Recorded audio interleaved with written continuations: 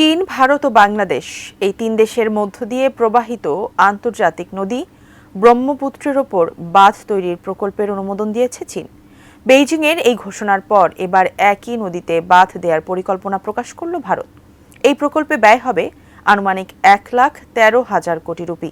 ভারতীয় সংবাদ মাধ্যম দ্য হিন্দুর প্রতিবেদন থেকে এই তথ্য জানা গেছে। তবে দুই দেশের এই প্রতিযোগিতামূলক প্রকল্পে ক্ষতির আশঙ্কা রয়েছে বাংলাদেশ এবং ভাটি অঞ্চলের নদী অববাহিকার জীবন জীবিকা ও পরিবেশের। বিস্তারিত ইমতিয়াজ আলমের রিপোর্টে। ব্রহ্মপুত্র নদীতে চীন জলবিদ্যুৎ প্রকল্পের বাঁধ দেয়ার পরিকল্পনা ঘোষণার কিছুদিন পরই ভারতও ঘোষণা দিল একই নদীতে বাঁধ দেয়ার। সিয়াং আপার মাল্টিপারপাস প্রজেক্ট বা SUMP নামক সেই প্রকল্প বাস্তবায়নের কথা জানিয়েছেন অরুণাচলের মুখ্যমন্ত্রী পেমা খান্ডু। চীন কয়েকদিন আগেই ব্রহ্মপুত্র নদীর উপর ভারত সীমান্তের কাছাকাছি তিব্বতে বিশ্বের বৃহত্তম বাঁধ নির্মাণের জন্য $137 বিলিয়ন ব্যয়ের একটি প্রকল্প অনুমোদন দিয়েছে।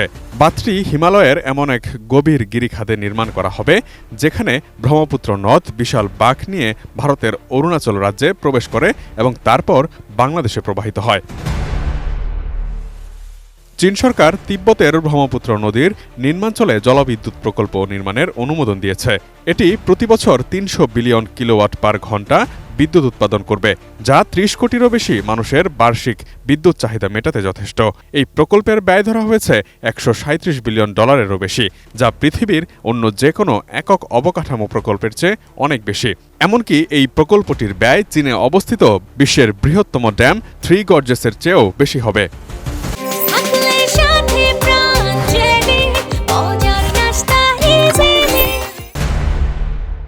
এদিকে অরুণাচলের মুখ্যমন্ত্রী পেমা খান্ডু বলেছেন, ভারতের বাঁধটি কেবল বিদ্যুৎ উৎপাদনের জন্য নয়, বরং সারা বছর নদীর প্রাকৃতিক প্রবাহ বজায় রাখা এবং চীন অতিরিক্ত পানি ছেড়ে দিলে বন্যার ঝুঁকি কমানোর লক্ষ্যে নির্মিত হবে এবং এ কারণেই কেন্দ্রীয় সরকার এই পরিকল্পনা করছে।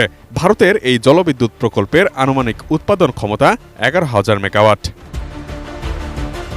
দুই দেশের এই স্নায়ু লড়াইয়ে ক্ষতিগ্রস্ত হওয়ার আশঙ্কা রয়েছে বাংলাদেশ সহ ভাটি অঞ্চলের বিশাল জনগোষ্ঠী ও বাস্তুসংস্থানের। আন্তর্জাতিক নদীতে ইচ্ছেমতো বাঁধ দেওয়ার বিষয়ে আন্তর্জাতিক আইনকে তোয়াক্কা না করে এসব প্রকল্প বাস্তবায়ন ইতোমধ্যেই বিতর্ক তৈরি করছে।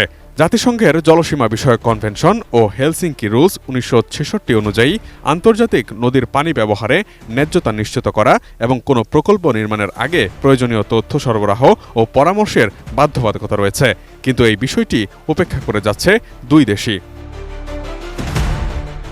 বিশেষজ্ঞদের মতে চীন ও ভারতের বাঁধ নির্মাণের ফলে ব্রহ্মপুত্রের পানির প্রবাহ উল্লেখযোগ্য হারে হ্রাস পেতে পারে। শুকনো মৌসুমে পানি কমে গিয়ে নদী, খাল ও অন্যান্য পানি সম্পদ শুকিয়ে কৃষি ও মৎস্যক্ষেত্রে ক্ষতি সাধন করবে। অরুণাচলের মুখ্যমন্ত্রী পেমা খান্ডুও এমনটি স্বীকার করে নিয়েছেন।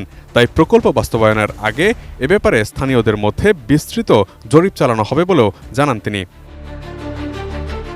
এমন অবস্থায় ভাটির দেশ বাংলাদেশের অন্যতম প্রধান নদী ব্রহ্মপুত্রের অববাহিকার জীবন জীবিকা ক্ষতিগ্রস্ত হওয়ার আশঙ্কা থেকেই এখনই সতর্ক অবস্থানে যাওয়া এবং আন্তর্জাতিক পর্যায়ে বিষয়টি উপস্থাপন করে একটি বহুপাক্ষিক সমাধান খোঁজার পরামর্শ দিয়েছেন বিশেষজ্ঞরা। Imtiaz Alam, desk report, ATN news.